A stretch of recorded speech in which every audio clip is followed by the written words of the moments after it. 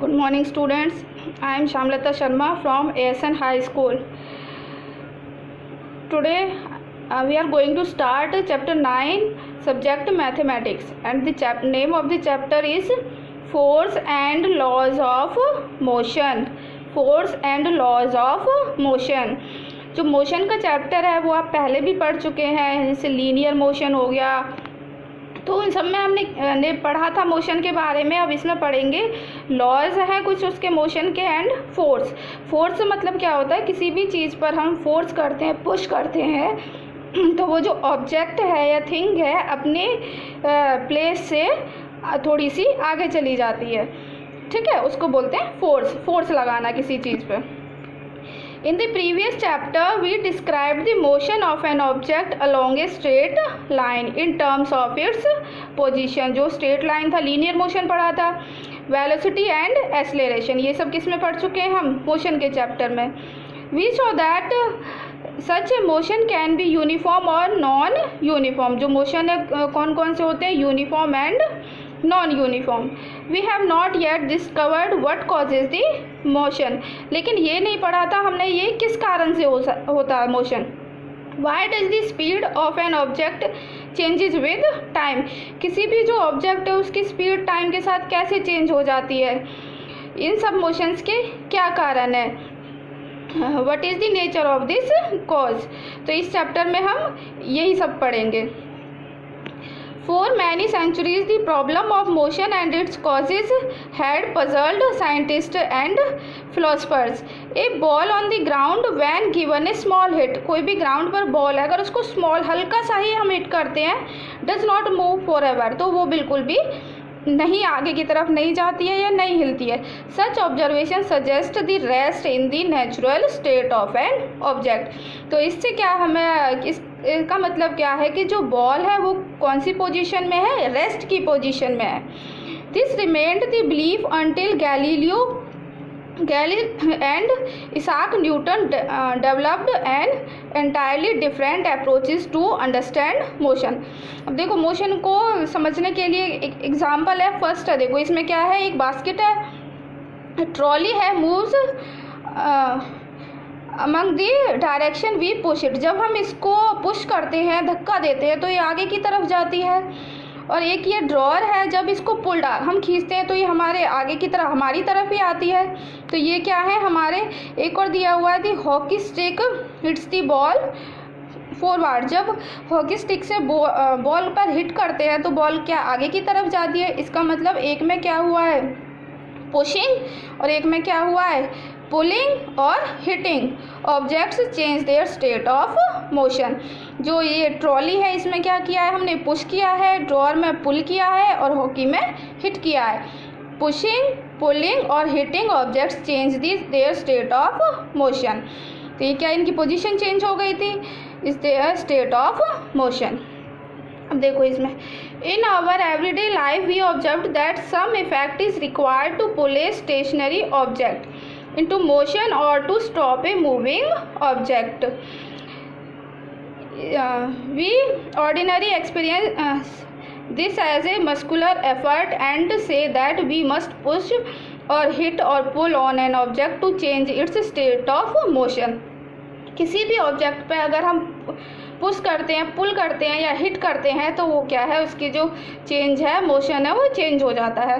जैसे अगर वो रेस्ट की पोजीशन में है तो वो एक ही जगह पर रहेगा, अगर उसको हम थोड़ा सा पुश कर देते हैं तो थोड़ा आगे की तरफ हो जाएगा। तो जो पुश किया है हमने उसको क्या बोलते हैं, फोर्स। क्या बोलते हैं उसको, force. The concept of force is based on this push, hit और पुल। जो फोर्स का कॉन्सेप्ट है वो इन्हीं तीनों पर डिपेंड करता है। Let us now ponder about a force. What is it? In fact, no one has seen, tasted or felt a force। ना तो फोर्स को किसी ने देखा है और ना ही किसी ने टेस्ट किया है और फील किया है। However, we always see or feel the effect of a force। लेकिन we always हम क्या करते हैं, हमेशा इसको देखते हैं, फील भी करते हैं। जब किसी भी ऑब्जेक्ट पर आप पुश करोगे तो फोर्स लगेगी, तो हमने फील किया उस पर कितनी लगी है हमारी, किसी पर ज़्यादा लगानी पड़ती है और किसी पर कम। पुशिंग, हिटिंग और pulling of object are all ways of bringing object in motion. They move because we make a force act on them. Move कैसे करता है कोई भी ऑब्जेक्ट? जब उस पर हम फोर्स लगाते हैं. अब इसमें देखो ये स्प्रिंग बनी हुई है. स्प्रिंग को क्या है, अगर हम ज़्यादा खींचते हैं दोनों तरफ तो ये बढ़ जाती है. तो इस पर क्या लगाई हमने, जो शेप है इसकी चेंज हो गई, तो इस पर क्या लगाई हमने, फोर्स. जैसे ये है हमारा the magnitude of velocity of an object that is to make the object move faster और स्लोअर. जो ऑब्जेक्ट है अगर तेज फोर्स लगाएंगे तो वो थोड़ा फास्टर होगा और धीरे से लगाएंगे तो या फिर स्लोअर. और to change its direction of the motion, जो इसकी डायरेक्शन है वो भी चेंज हो जाएगी. We know that a force can change the shape and size of object. जो फोर्स है वो किसी भी ऑब्जेक्ट की शेप और साइज दोनों ही चेंज करती है. फर्स्ट में देखो जो स्प्रिंग है उसको दोनों तरफ से खींचा है तो उसकी साइज बड़ा हो गया, चेंज हो गई, शेप भी चेंज हो गई और साइज भी. और सेकंड में क्या है, बॉल है, उसको हमने a spherical rubber ball becomes oblong, we apply force on it. जब हमने इसको फोर्स लगाई दोनों हाथों से, इसको दबाया है तो इसकी भी शेप चेंज हो गई. तो ये सब क्या है, हमारे एप्लीकेशन ऑफ फोर्स. अब है इसमें बैलेंस्ड एंड अनबैलेंस्ड फोर्स. अब इसमें देखो एक टेबल है, उसके ऊपर क्या है, वुडन ऑब्जेक्ट रखा हुआ है, कोई भी लकड़ी का ऑब्जेक्ट है. इसके एक तरफ एक्स और वाई, दो हमने ये लिए हैं यहाँ पर, 2 स्ट्रिंग्स है एक्स एंड वाई. एक तरफ एक्स को खींचा है और वाई को, तो दोनों ही क्या है, इक्वल जा रहे हैं. जो दोनों का डिस्टेंस है वो क्या है, हमारा इक्वल है.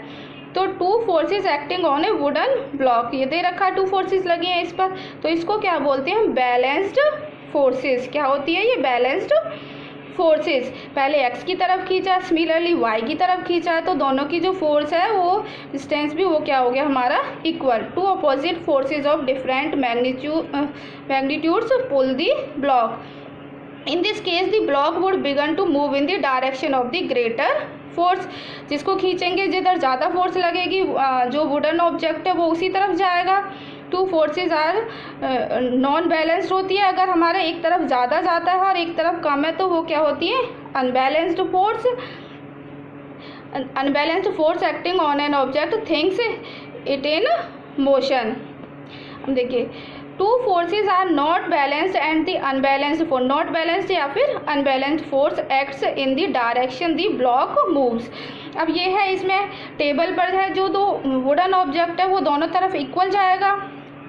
एक्स की तरफ खींचेंगे स्ट्रिंग को तो इधर, और वाई की तरफ, मतलब दोनों का जो डिस्टेंस है वो इक्वल है. तो ये कौन सी होती है, हमारी बैलेंस्ड फोर्स. अनबैलेंस्ड में देखिए वुडन बॉक्स है ये बॉक्सेस हैं, इस पर क्या है, ऊपर की तरफ हमने लगाया तो थोड़ा सा मूव हुआ और नीचे उतना ही रह गया, और इसमें किसी में थोड़ा ज़्यादा हुआ और ये डायरेक्शन भी इनकी चेंज हो रही है ऑपोजिट डायरेक्शन में. तो ये क्या होती है, हमारी अनबैलेंस्ड फोर्स. जैसे ये लिखा हुआ है, what happens when some children try to push a box on a rough floor. पर कोई भी बॉक्स रखा हुआ है, बच्चे हैं जब उसको पुश कर रहे हैं तो वो क्या है, कभी तो ऊपर से थोड़ा ज़्यादा हो जाता है, नीचे से कम, कभी डायरेक्शन चेंज हो रही है. और इसमें थर्ड में देखिए ज़्यादा हो गया है, ये खिसक गया, तो इसको क्या बोलते हैं हम, अनबैलेंस्ड फोर्स. और जो ये हैं हमारे, अब इसमें है laws. First law of motion, second और थर्ड, 3 है हमारे. फर्स्ट लॉ ऑफ मोशन, इसको बोलते हैं लॉ ऑफ इनर्शिया भी बोलते हैं, Newton's law of inertia. The motion of object on an inclined plane. Galileo deduct that object move with a constant speed when no force acts on them. अगर इस पर कोई भी फोर्स नहीं लगती है तो ये उसी पोजीशन में रहेगा. जो फर्स्ट लॉ ऑफ मोशन है वो क्या होता है हमारा, कोई भी जो ऑब्जेक्ट है वो कौन सी पोजीशन में रहता है, रेस्ट की पोजीशन में रहेगा. कब तक रहेगा, जब तक उस पर कोई भी और फोर्स नहीं लगेगी. अगर कोई मोशन में है, कोई जा रहा है तो वो चलता ही रहेगा जब तक उस पर कोई फोर्स नहीं लगेगी रोकने के लिए. कोई दौड़ रहा है तो दौड़ता रहेगा. ठीक है, ये है हमारा फर्स्ट लॉ ऑफ मोशन. जैसे ये है, an object remains in a state of rest or uniform motion in a straight line unless compelled to change that state by an applied force. In other words, all objects resist change in their state of motion.